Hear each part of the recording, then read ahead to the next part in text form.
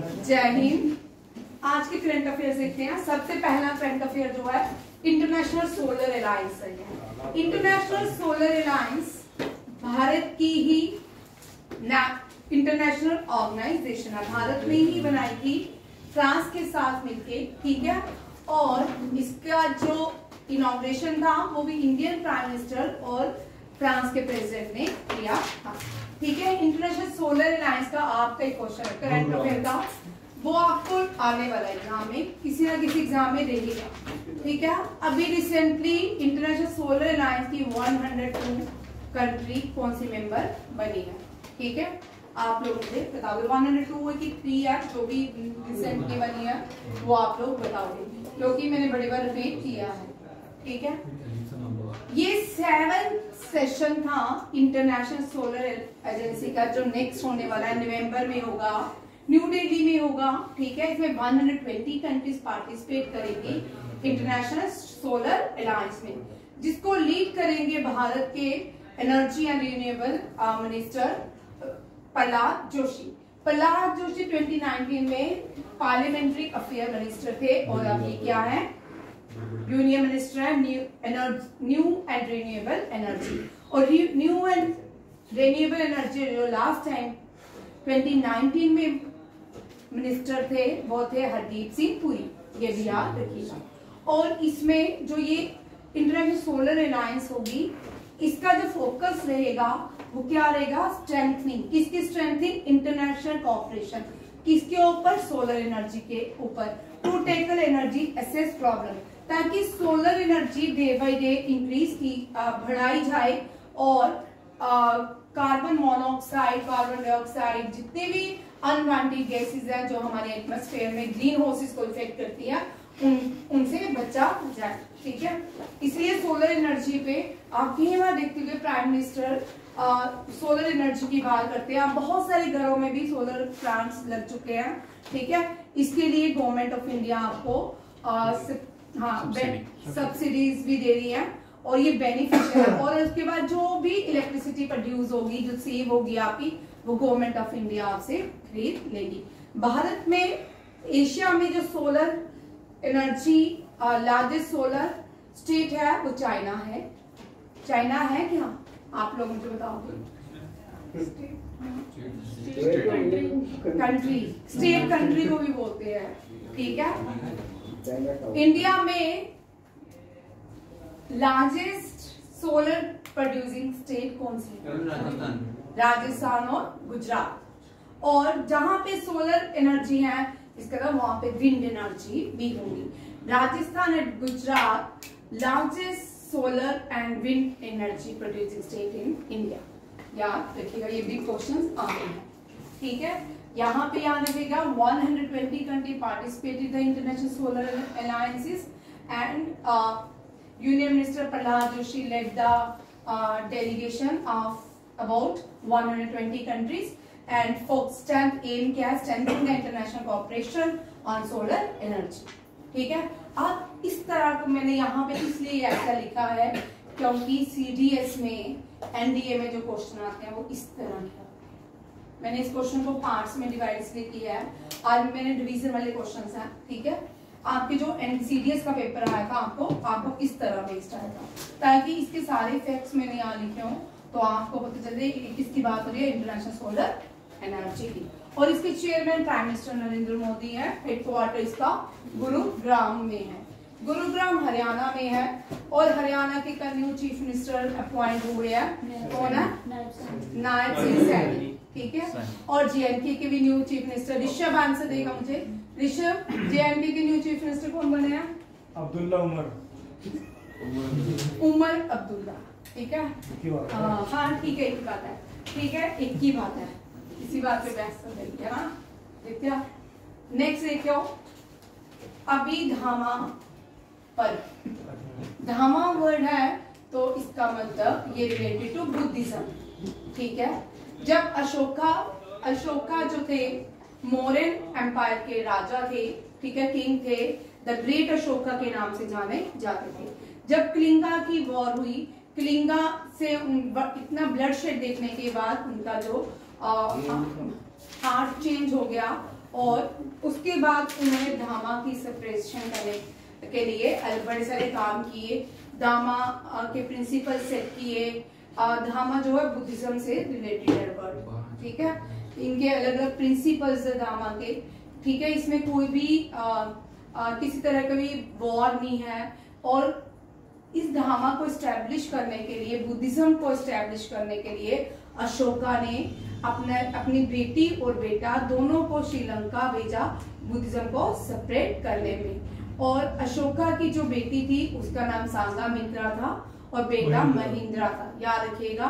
और इसी टाइम अशोका अब भाई मौर्यन एम्पायर जो है ना, वो इससे पहले भी भारत में एम्पायर थे, मगधा, ठीक है। मगधा की लिमिटेशन थी, वो इतना बड़ा नहीं था, इतने पूरे इंडियन सब कॉन्टिनेंट में नहीं फैला हुआ था। मौर्यन एम्पायर पूरे कॉन्टिनेंट में फैला हुआ था। उन्होंने जहां जहां कंट्रोल कर सकते थे, जिस चीज को जीत सकते थे, वहां वहां उन्होंने जीता, ठीक है। इसी तरह अशोका जो है एक बार कश्मीर जाते हैं, कश्मीर में एक सिटी बनाते हैं, that is a Srinagar city. Srinagar city भी अशोका ने ही बनाई है। थर्ड बुद्धिस्ट काउंसिल जो हुई वो कश्मीर में हुई, वो सॉरी फोर्थ बुद्धिस्ट काउंसिल जो हुई वो भी अशोका में, अशोका नहीं, third Buddhist council organized by Ashoka and fourth Buddhist council organized by Kushanas, ठीक है। कनिष्का का ही भाई है ना, ठीक है। और यहाँ से होते हुए ये अशोका जो है अफगानिस्तान की तरफ मूव किया। अफगानिस्तान में जितने भी बड़े बड़े स्टैचू थे वो अशोका ने ही बनवाए थे। बोमियाल दुनिया का सबसे बड़ा बुद्धिस्ट स्टैचू है जो अफगानिस्तान में है। बाद में तालिबान ने उसको तोपों से उड़ाया, ठीक है। और यहाँ पे नरेंद्र मोदी क्या कर रहे हैं, यहाँ पे इन्होंने एक मैसेज भी दिया है इसी पर्व में। अभी धामा पर्व में इन्होंने अपील किया पूरी दुनिया से, to find solution not in war but in teaching of lord Buddha paving the path of peace, ठीक है। अब एक क्वेश्चन तो ये बनता है, ठीक है। यहाँ पे अगर कोई क्वेश्चन ट्विस्ट करना चाहे कर सकता है, ठीक है। कौन सी कॉन्फ्रेंस में, कौन सी समिट में prime minister Narendra Modi has delivered a message such as, ठीक है। एक तो ये बन गया। इसके बाद इस पर्व में प्राइम मिनिस्टर ने किसको क्लासिकल लैंग्वेज को कहा। क्लासिकल जो बुद्धिज्म, अशोका जो लैंग्वेज यूज करते थे that is a Pali language, ठीक है। लॉर्ड बुद्धा जो लैंग्वेज यूज करते थे, याद रखिएगा, वो पाली लैंग्वेज है। और यहाँ पे क्या किया इन्होंने, recognize a Pali as classical language. Recently Tamil Nadu को क्लासिकल लैंग्वेज में एडिशन किया गया है, ठीक है। 7 लैंग्वेजेस इस साल, अभी हमने लास्ट मंथ में क्वेश्चन किया, क्लासिकल लैंग्वेज में अडॉप्ट किया गया है। और यहाँ prime minister Narendra Modi address ceremony in celebration international Abhidhamma Divas and recognize Pali as classical language. भगवान बुद्ध तो पाली लैंग्वेज यूज करते थे, तो भगवान महावीरा कौन सी लैंग्वेज यूज करते थे, प्राकृत। दोनों याद रखिएगा, ये दोनों ही क्वेश्चन आते हैं। लास्ट ईयर SSC CHSL में ये क्वेश्चन आ चुके हैं, ठीक है। लास्ट ईयर एक पूछा गया था, महावीर जो है वो कौन सी लैंग्वेज यूज करते हैं। और जैनिज्म के फाउंडर महावीर नहीं है, जैनिज्म के फाउंडर जो है ऋषभा देवा है, ठीक है। ये भी याद रखिए। बहुत सारे बच्चे क्या करते हैं, जैनिज्म के फाउंडर महावीर लिख के, वर्धमान महावीर लिख के आते हैं, और उनके फाउंडर कौन है, वर्धमान ऋषभा देवा, ये भी याद रखिएगा। और महावीर बॉर्न हुए थे, आदित्य कहाँ बॉर्न हुए थे महावीर? भाई थोड़े से सीरियस हो जाओ। चोट लगने के बाद दर्द होना चाहिए। अगर चोट लगने पे दर्द नहीं हो रहा, चुभाने पे नहीं होता, मजा आ रहा है, तो पे फॉर इट, चोट, ठीक है। कोई भी आपकी हेल्प नहीं करेगा।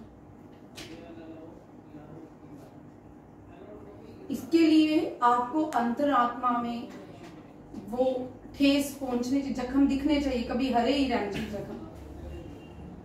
टाइम के साथ, डेज के साथ वो खत्म नहीं होने चाहिए पढ़ाई के मामले में, बाकी रेस्ट ऑफ जो लाइफ होती है पर्सनल लाइफ उसमें पास आना होना चाहिए, ठीक है, बट पढ़ाई में दिखने चाहिए।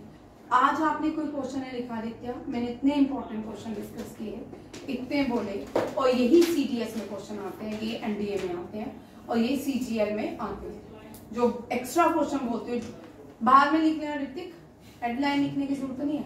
हेडलाइन तो अभी रात को DD1 न्यूज, अगर किसी का करंट अफेयर मिस हो जाता है, ठीक है, DD1 न्यूज वो आता है 521 टाटा स्काई में 521 में आती है DD1 न्यूज, ठीक है। आप देख सकते हो रात को भी आती है, बिल्कुल सही। जो आज पढ़ाया था ना, मैं रात को पूरा नहीं सुनती। DD1 कोई भी चैनल मत देखो, कई लोग तो DD1 न्यूज सुन के करंट अफेयर का पेपर दिखाते हैं, रेगुलर सुनते हैं, वहीं से नोट कर लेते हैं। जब हम छोटे थे तब हमारे स्कूल में जो हमारे प्रिंसिपल थे ना, वो क्या करते थे, न्यूज़पेपर सब बच्चों को बोलते थे कि न्यूज़पेपर पढ़ो, ले आना। फिर हम उन न्यूज़पेपर के ना सब बच्चे हेडलाइंस देखते थे, तो इस तरह सब अपनी अपनी नोटबुक्स बनाते थे उन हेडलाइंस। बहुत पुरानी बात है।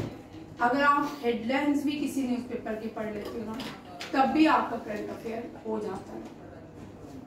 बट स्टैटिस्टिक्स के तो न्यूज़पेपर में नहीं आएगी, ये सब आपको तो हजारों मिलियन बिलियन ट्रिलियन चैनल्स हैं, आपको यूट्यूब में मिल जाएंगे, ठीक है ना।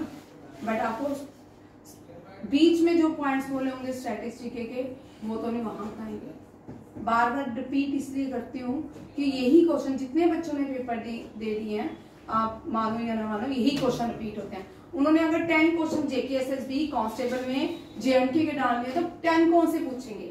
सारी JNK तो पूछ नहीं सकते, 10 क्वेश्चन डाले उन्होंने। इसका मतलब आपको 10 मॉडरेट भी करने हैं, 10 एक्सट्रीम में भी करने हैं, और 10 आपको नॉर्मल क्वेश्चंस भी रेडी करने हैं। 10 टॉपिक नॉर्मल के 3 स्टेप में पढ़ाई होती है। पहला इजी आना है, सबसे पहले याद करना है, इजी करना है। फिर उसके बाद उस स्टेप को, जैसे बुद्धिज्म पढ़ा, बॉर्न इन नेपाल, ये हो गया एक। फिर हमने कौन कौन से सेंस पैदा हुए थे, महावीर, ये बॉर्न इन, विशाली, कुंदरग्राम हो गया, ठीक है। फिर आगे Guru Nanak Dev ji born in Talwandi, Sindh, Pakistan, no it is in Pakistan. फिर आगे उसके बाद prophet Muhammad born in Mecca, it is in Middle East. फिर आगे Zoroaster born in Persia, Iran, ठीक है। फिर आते हैं अब्राहिम बॉर्न इन बेबीलोन। फिर इसके बाद एक ये हो गया आपका बेसिक चीज। फिर उसके बाद उनके इंपॉर्टेंट फैक्ट्स, ठीक है। बुद्धिज्म ने किस पे राइटिंग किया, पाली लैंग्वेज में।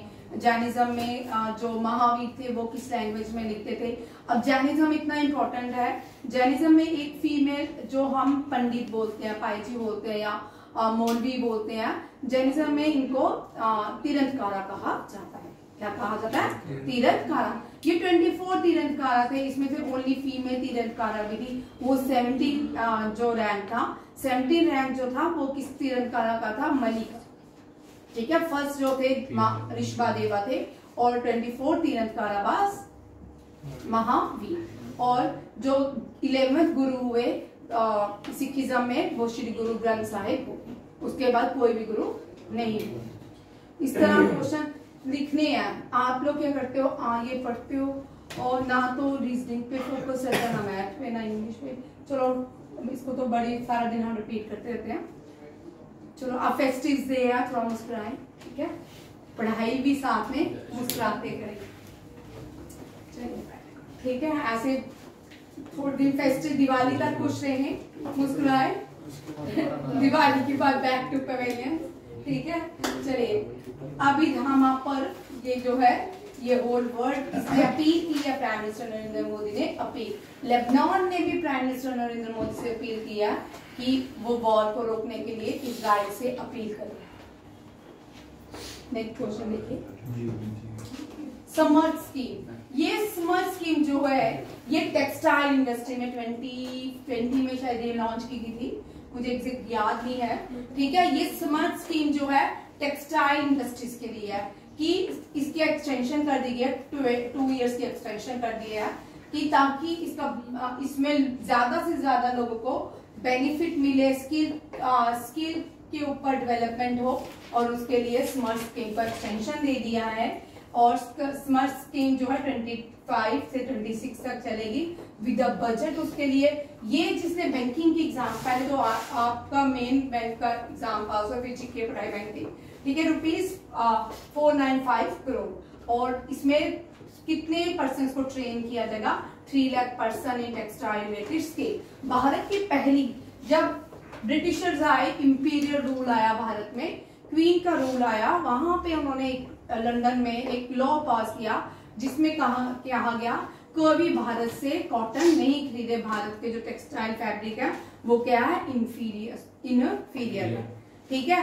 अब क्या हुआ, भारत की ये मार्केट जो टेक्सटाइल इंडस्ट्री की मार्केट थी, ये डोमिनेट होगी पूरे वर्ल्ड में। अब जो ये आपने 9th-10th में तो पढ़ा होगा, गोमस्टास अपॉइंट किए, गोमस्टास के बीच गैप हुआ, ठीक है, दे डोंट नो और रीजनल लैंग्वेज सच प्लेसेस। फिर गोमस्टास उनके ऊपर क्या करते थे, उनको मारते पीटते थे, तो लोगों ने वेस्ट बंगाल छोड़ दिया, अपनी ओरिजिनल प्लेसेस छोड़ते गए। और ये भी एक 80 रिवॉल्ट ऑफ 1857 का काज एक ये भी है, आप याद रखिएगा, काजेज ऑफ 1857 एक ये भी है, ठीक है। अब क्या हुआ, जैसे ही उन्होंने फर्स्ट वर्ल्ड वॉर हुआ, फर्स्ट वर्ल्ड वॉर में जो यहाँ पे ये क्वेश्चन देखो, बड़ी देर से नहीं किया, आ सकता आपको 100%। फर्स्ट वर्ल्ड वॉर में ब्रिटेन की टेक्सटाइल इंडस्ट्री ड्यूम्ड होगी पूरी तरह, क्योंकि उनका जो कॉटन का फैब्रिक है वो कोर्स कॉटन है, फाइन कॉटन नहीं है। इंडिया का, अगर आप इंडिया का कॉटन कभी आपको मौका मिले तो आप यूके, यूनाइटेड किंगडम, यूएसए का कॉटन देखोगे ना, भारत के जैसे, हमारे जैसे कॉटन नहीं है। हम बड़ा फाइन सुपीरियर कॉटन पहनते हैं, वो इतना, उनका कपड़ा ऐसे होता है जो फट जाएगा अभी, इतना वो मोटा कॉटन है, मोटा होता है, पतला नहीं होता। इंडिया का सुपीरियर कॉटन, जितना पतला होगा उतना सुपीरियर होगा, ठीक है। आप देखो यहाँ पे फिर इंडस्ट्री वापिस आई भारत, दोबारा से कॉटन की मिल, भारत ने जमशेद टाटा, फिर ये टाटा फिक्की बना भारत में, ठीक है। फिक्की से भारत की जो इंडस्ट्री से फिर से ग्रो अप हुई। यहाँ पे टी की बड़े सारे फैक्टर्स हैं जो अभी बता नहीं सकती, ठीक है। ट्री प्लांटेशन हुई, वो रोकी गई, जबकि चाइना से बाय करना बंद हो गया, इस तरह के भी हैं। आप देखो ब्रिटेन ने क्या किया, अहमदाबाद को मैनचेस्टर ऑफ इंडिया कहा, ठीक है, मैनचेस्टर ऑफ इंडिया।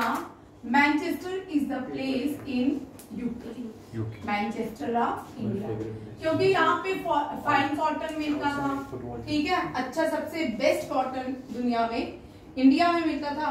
और वहां पे जो मैनचेस्टर प्लेस है वहां भी कॉटन मिलता है, बट वो उन्होंने अपना नाम हमें दे दिया, वहां पे नहीं बोला अहमदाबाद ऑफ यूनाइटेड किंगडम, ठीक है, हमें नाम दिए गए। इस तरह कालिदास कब बॉर्न हुए और शेक्सपियर कब बॉर्न हुए? Kalidas Shakespeare of India. Napoleon कब बॉर्न हुआ और चंद्रगुप्त नहीं, क्या नाम है, नेपोलियन समुद्रगुप्त कब बॉर्न हुआ? सागरमाथा माउंट एवरेस्ट पहले से बॉर्न, और उसका नाम क्या हो गया, माउंट एवरेस्ट। नाम सब जब कोई चेंज करने की बात करता तब ये बोलते कि ये मतलब ये कंट्री भारतीय बन रही है, ठीक है ना। ये इस तरह की चीजें, मैनचेस्टर ऑफ इंडिया अहमदाबाद, ठीक है, और Ahmedabad on the bank of river Sabarmati. ये क्वेश्चन आपको एक बार आ चुका है कि जैसे मैनचेस्टर, जो आपको लोगों के लिए क्वेश्चन, मैनचेस्टर कौन सी नदी के किनारे? भाई अहमदाबाद वाला कि यूके वाला? यूके वाला मैनचेस्टर कौन सी नदी के किनारे है, ठीक है। इसी तरह Manchester of south India, Coimbatore, Manchester north India, very important question. और मैनचेस्टर से क्वेश्चन आता है, बड़ी देर से नहीं आया, 2018 में, इस बार आए हैं, ठीक है, ठीक है। अच्छा भाई, ठीक, कमेंट करने के लिए, कमेंट चांस में video, like, share, buy, don't discuss, comment on my video. Which river? ठीक है, is situated on the bank of Manchester. ठीक है, अब देखो यहाँ पे Manchester of north India Kanpur, very important question, पहले ये लगातार क्वेश्चन जीकेएसएसबी में भी आते हैं क्वेश्चन, ठीक है। Manchester of north India Kanpur, Manchester south Coimbatore and Manchester of north east Manipur, Meghalaya शहर, ठीक है। और ये क्वेश्चन रहते हैं। और भारत की पहली, जब ब्रिटिशर्स ने अपनी पहली टेक्सटाइल इंडस्ट्री लगाई वो मद्रास में लगी, कहाँ लगी? मद्रास, बट वो सक्सेसफुल नहीं हुई। पहली जो कॉटन मिल लगाएगी वो बॉम्बे लगाएगी, कहाँ लगाएगी? बॉम्बे। ये याद रखिएगा, बड़ी इंपॉर्टेंट क्वेश्चन है, ये बड़ी बार आती है, ठीक है। नेक्स्ट देखो, ये हाँ, ये क्या है, वो कौन सी मूवी? पुष्पा, ठीक है। पुष्पा की ये एक्ट्रेस है, ठीक है। एनिमल में भी थी, ठीक है। रश्मिका मंदाना, ठीक है। इसको ओ में लिखा ही नहीं लिखा, national crush, national ambassador for cyber, ठीक है। इसको अपॉइंट किया गया है ambassador for cyber safety to raise awareness about cyber threat, ठीक है। ये नेशनल अखिल का क्रश है, ठीक है। Rashmika Mandanna has been appointed as a, आज बहुत डिस्टर्बेंस हो रही है क्लास में, पिछले दिनों में क्लास बहुत अच्छी चली है। I appeal to you, otherwise I will, आगे आपने कंप्लीट कर दिया, क्योंकि मेरे को क्लास पढ़ाने का मजा नहीं आ रहा, मैं ऑफ कर दूंगी। पिछले दिनों में बिल्कुल नॉर्मल क्लास चल रही थी, हम 10 पॉइंट और एक्स्ट्रा सीखे थे। Don't disturb in my class, ठीक है। Don't disturb me, don't create disturbance in my class, ठीक है। Rashmika Mandanna is appointed as ambassador for cyber safety, ठीक है। फूड एंड एग्रीकल्चर ऑर्गेनाइजेशन ने भी एक फोरम, एक इनिशिएटिव लिया है 2024 hand in hand investment forum. इसमें इंडिया मेंबर नहीं। आप लोगों के लिए क्वेश्चन है, how many countries member of food and agriculture initiative hand in hand investment forum, ठीक है। इंडिया जो है FAO का मेंबर है, बट किसका नहीं है? Hand in hand investment forum, याद रखिएगा। Hand in hand investment forum का भारत मेंबर नहीं है। कितनी कंट्रीज है ये आप लोग कमेंट करेंगे। Food and agriculture organization United Nation की ऑर्गेनाइजेशन है, ठीक है। इसकी एक बॉडी है जो लोगों के लिए फूड का काम करती है। फूड एंड एग्रीकल्चर ऑर्गेनाइजेशन का हेडक्वार्टर रोम पेरिस में है, सॉरी रोम इटली में है। प्राइम मिनिस्टर ने कर्म योगी सप्ताह लॉन्च किया, जिसमें लर्निंग वीक का नाम दिया गया है, ठीक है। ये 19 अक्टूबर से स्टार्ट होगा, प्राइम मिनिस्टर लॉन्च कर्म योगी सप्ताह। ये these are the one liner questions. इस तरह के क्वेश्चंस आपके NDA में या SSC में आ जाते हैं। SSC में भी बहुत कम करंट अफेयर आता है, 5 या 10। जब भी आपको SSC का करंट अफेयर आएगा वो आपको कैसा आएगा? उसमें SSC के करंट अफेयर में आपको अवार्ड्स ज्यादा पूछ जाते हैं, ठीक है। ये भी याद रखिएगा। मैं आपको साथ साथ में बताती जाती हूँ कौन कौन सा करंट अफेयर किसके लिए इम्पोर्टेंट है, ठीक है। आपको JKSSB के एग्जाम के लिए जो सब इंस्पेक्टर का एग्जाम है ना, उसमें ये क्वेश्चन आ सकते हैं, ये हल्के क्वेश्चन, ठीक है। कौन एम्बेसडर अपॉइंट किया गया साइबर सेफ्टी के लिए, ये क्वेश्चन रह सकता है, ये नहीं रह सकता।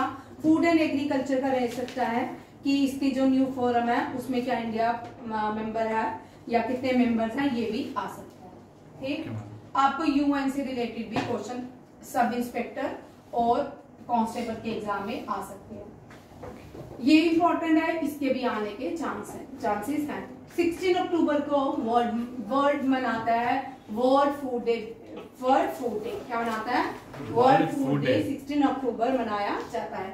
और इसका थीम देखिए, वेरी इंपॉर्टेंट, मान लीजिए ये आने वाला है, ठीक है। JKSSB के कांस्टेबल SI के एग्जाम में मान लीजिए right to food for better life and future, ठीक है, ये याद रखिएगा। World food day celebrated on 16th of October, right to food for a better life and future। Omar Abdullah का हम कंटिन्यूसली क्वेश्चन कर रहे हैं, 3 दिन हो गए, बट अब यहाँ पे क्वेश्चन पूछ सकते हैं उमर अब्दुल्ला की रैंकिंग। उमर अब्दुल्ला JNK के कौन से नंबर के चीफ मिनिस्टर बने? 14th चीफ मिनिस्टर अपॉइंट हुए कौन? उमर अब्दुल्ला। ठीक है, और ये पहले यहाँ पे यहाँ 2 क्वेश्चन बनते हैं क्योंकि आपके JK SSB SI और कांस्टेबल में 100% क्वेश्चन आ सकता है। हु इज द फर्स्ट, ये हमेशा फर्स्ट क्वेश्चन रहेगा जब तक JNK रहेगा, आपकी GK रहेगी, आपका JK SSB के एग्जाम रहेंगे, ये हमेशा ही फर्स्ट क्वेश्चन बना रहेगा। Who was the first chief minister after JNK become the UT? ठीक है, उमर अब्दुल्ला, ये भी आप रखिएगा। ठीक है, और यहाँ पे देखो एक कंपेनिंग लॉन्च की है संजू जाओ जज्जू ने, ये सेक्रेटरी इंफॉर्मेशन एंड ब्रॉडकास्टिंग है। इस कंपनी का नाम है स्कैम से बचो। अभी रिसेंटली क्या हो रहा है भारत में, आप सुन रहे होंगे एयर इंडिया, बड़ी बड़ी इंडिगो, बड़ी बड़ी फ्लाइट्स में क्या हो रहा है, थ्रेट वार्निंग दी जा रही है कि बॉम्ब है। परसों न्यूयॉर्क में फ्लाइट जा रही थी, वापस लैंड करवाई दिल्ली में, बॉम्बे से हाँ करवाई, और ये इस तरह की कॉल्स भी हो रही है, स्कैम्स भी बहुत सारे हो रहे हैं। ठीक है, इसके लिए गवर्नमेंट ऑफ इंडिया बहुत से काम कर रही है ताकि हम लोग स्कैम से बच जाए और नुकसान नहीं हो। स्कैम से बचो अवेयरनेस की कैंपेनिंग लॉन्च की है इसने इंफॉर्मेशन एंड ब्रॉडकास्टिंग मिनिस्ट्री ने, जिनका नाम है Sanjay Jaju. Very important question. Next देखिए, इंडिया का रैंक 105 है हंगर में। ठीक है, ये जो है हम इतने वो नहीं है, 105 नहीं है। ठीक है, हम बहुत सारे हम वो देश हैं जिसने कोविड में दुनिया के लोगों को खाना प्रोवाइड किया। तो अगर वो देश होके हमारा रैंकिंग ऐसा आ रहा है तो सोच लो कितने बाइस्ड हैं, कितने हम उस पे हैं, ये याद रखिएगा। इस पे 105th रैंक हमारा हो नहीं सकता। ठीक है, इंडिया ने पूरे अफ्रीका के बहुत सारे देशों को, स्टेट्स को, अफ्रीकन स्टेट्स को फूड प्रोवाइड किया। मिडल ईस्ट की बहुत सारी स्टेट जो उस तरफ रहती है उनको क्या किया, फूड प्रोवाइड किया। इंडिया एक ऐसा देश था जिसने 28 स्टेट्स को कोविड की vaccine free of cost provide की। अगर दे और इंडिया में आप जब भी डिप्रेशन आते हैं वर्ल्ड वाइड तो क्या होता है, सबसे पहले फूड के प्राइसेस हाई होते हैं।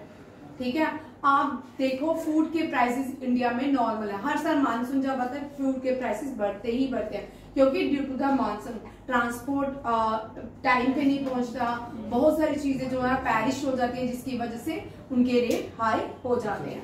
अदरवाइज आप नॉर्मल इंडिया में हर एक व्यक्ति आलू तो खा ही सकता है, आटा भी ले सकता है, चावल भी ले सकता है। इंडियन गवर्नमेंट अभी तक कोविड के बाद अभी तक लोगों को वो जो फूड प्रोवाइड करती थी अभी तक दे दिया फ्री ऑफ कॉस्ट। तो हमारा रैंकिंग यहाँ पे कम हो गया। ठीक है, ये बहुत सारी चीजें जो है क्या करती हैं, बायस्ड रहती हैं। और अभी यूएन ने खुद भी बहुत सारी कंट्रीज में क्या किया है, फूड सप्लाई को बंद करने की अनाउंसमेंट किए कि हमारे पास फूड नहीं है, इतने रिसोर्सेज नहीं, हम आपको फूड। कौन सी, आप मुझे बताओ, पिछले साल करंट अफेयर में पढ़ा, कौन सी अफ्रीकन कंट्रीज है जिसमें यूएन ने फूड सप्लाई को रोकने की बात की। ठीक है, खुद यूएन नहीं प्रोवाइड कर रहा, हम तो दुनिया की सबसे बड़ी पॉपुलेटेड कंट्री है और उस पे भी हमारा रैंकिंग है। पाकिस्तान का 109 नंबर है जबकि पाकिस्तान में तो खाने को ही नहीं है। ठीक है, आप हिसाब लगा लो, पीने की बात है। ठीक है, हिल फायर मिसाइल, भारत ने एक एग्रीमेंट साइन किया है, that is a hill fire missile. और ये हिल फायर मिसाइल किससे ले रहा भारत, यूएस से। ठीक है, किससे, very important for NDA CTS. ठीक है, India has signed a deal with the USA to acquire 170 AGM 14-4R Hellfire missile है। ये शॉर्ट रेंज मिसाइल है, एयर टू ग्राउंड मिसाइल है। इसकी रेंज कोई खास नहीं है, 7 to 11 किलोमीटर तक जाती है। ठीक है, ये भी याद रखिएगा। हेल्प फायर मिसाइल, हाँ, जिन लोगों का इस साल तो होगा ना अप्रैल में पेपर, नहीं है, जिन लोगों का नेक्स्ट ईयर, ये क्वेश्चन भाई लिख लो, नेक्स्ट ईयर के हिसाब से मैं तुमको जिनका एनडीए है उनको ये भी बता दूंगी कौन सा क्वेश्चन लिखना है कौन सा नहीं। ठीक है, ये करंट। और आपको क्या आते हैं, आप लोग जो नए जिनका नेक्स्ट ईयर एनडीए होना है वो मुझे जितने भी कॉन्फ्रेंसेस है ना, जितने भी इंडिया की डिफेंस एक्सरसाइज, आर्मी की एक्सरसाइज जिस किसी भी कंट्री के साथ होती है, उनके फर्स्ट समिट से लेके लास्ट समिट तक मुझे कल लिख के दोगे। आप पहले यहाँ से शुरू करो, करंट अफेयर स्टैटिक्स के मैं आपको बताती जाऊंगी कैसे पढ़ना, ठीक है। तुम 3 और जो 4 वो आती है उसको ही बोलते हो, ठीक है। कल से तुम अपने मेरे पास चेक भी करवाओगे, ये करो, ठीक है। फर्स्ट और आदित्य भी, तू भी, तुम दोनों भी। तो सीडीएस में नहीं देना, ठीक है, सीडीएस वाले भी, ठीक है। First Asian Indian track one cyber policy dialogue किया भारत ने सिंगापुर के साथ। अब जितने भी साइबर क्राइम, साइबर पॉलिसीज, अब हमने कितने एग्रीमेंट देखे जो cyber crime, cyber policy, AI के ऊपर हो रहे हैं एग्रीमेंट। अब ये मैं आपके लिए आज रिवीजन आई हूँ थोड़ी, क्योंकि इनमें से क्वेश्चन आपके JKPSI के एग्जाम में आ सकते हैं, ठीक है। कांस्टेबल के एग्जाम में भी ये आपका करंट अफेयर आ सकता है। SSB के न्यू DG बने अमृत मोहन, ये मैंने अगस्त से लेके जो अक्टूबर तक जो अपॉइंटमेंट्स हैं वो आए, ठीक है। न्यू दिल्ली के न्यू चीफ मिनिस्टर आतिशी मरलीना, ये इंपॉर्टेंट है। नलिन प्रभात, ये सभी करेंगे, ठीक है। कमल शरद, ये पहले भारतीय बने हैं जिसको इंटरनेशनल ओलंपिक कमेटी ने अपॉइंट किया था, international table tennis federation ambassador. और ये ओलंपिक काउंसिल ऑफ एशिया, ये पहले प्रेसिडेंट एशिया के भी ओलंपिक, रणधीर सिंह, ये फर्स्ट फुल टाइम, इनको 5 ईयर का पूरा टाइम कंप्लीट करने देंगे। Randhir Singh. Re-elected chairman of parliamentary committee on official language Amit Shah. ये 5 क्वेश्चन है जो आपको अपॉइंटमेंट से हमेशा ही रहने वाले हैं, ठीक है। और आप लोग मुझे बताओगे पार्लियामेंट अफेयर मिनिस्टर कौन है, ठीक है, तुम दोनों। अभी करंट अपोजिशन लीडर कौन है, ठीक है। और राज्यसभा का अपोजिशन लीडर कौन है, और राज्यसभा लीडर कौन है, ठीक है। ये आप लोग मुझे बताओगे, ठीक है। कौन, खासकर आदित्य और ऋषभ जो मुझे सबसे ज्यादा तंग करते हैं, ठीक है। और क्लास में पता क्या होता है, आराम से पढ़ा करें ताकि बेनिफिट सबको हो। फिर इसमें क्या होता है, मैं बहुत सारे क्वेश्चन सोच के आई थी, फिर मेरे दिमाग से मेरा CPU बंद हो जाता है, तो हाँ ब्रेन, ठीक है। और दो आप एक डिस्टरबेंस और पढ़ाई एक साथ नहीं करवा सकते। अगर डिस्टरबेंस हो रही है, बहुत पेशेंस चाहिए उसको हजम करने की, वो धीरे धीरे आ ही जाएगी, ठीक है। बट अभी चलो फिर भी 50% आ गया आपने कुछ, चलो यहाँ तक करंट अफेयर हुआ। थैंक यू, जय हिंद।